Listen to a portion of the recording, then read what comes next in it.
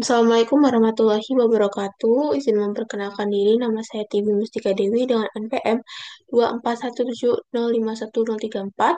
Pada video kali ini saya akan menjelaskan terkait soal yang pertama pada tugas keempat, yaitu manakah langkah pertama yang benar dalam konversi dari epsilon NFA ke NFA tanpa epsilon.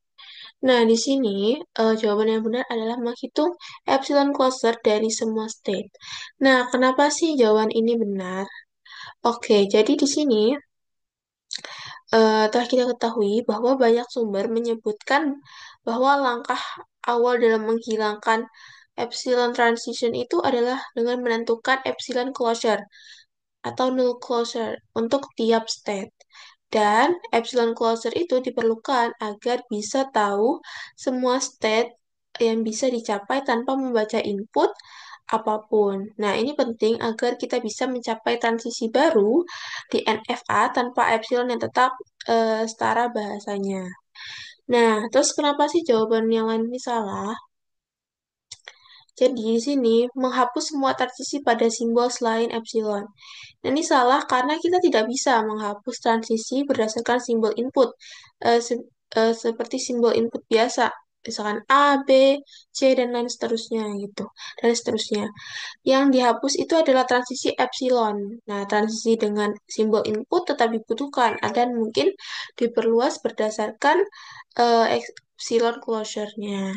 Dan yang ketiga ini, menentukan state baru sebagai gabungan dari beberapa state lama. Ini juga kurang tepat karena ini merupakan langkah yang muncul pada konversi NFA ke DFA atau subset construction.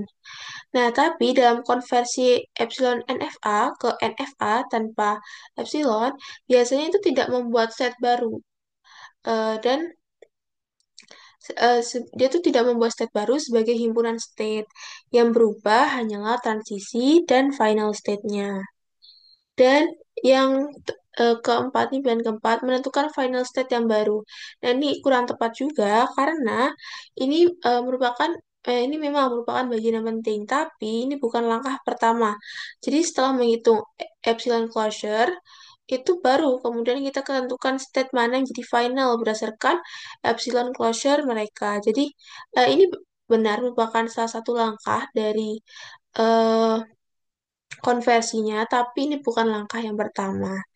Jadi jawaban yang benar adalah yang menghitung epsilon closure dari semua state.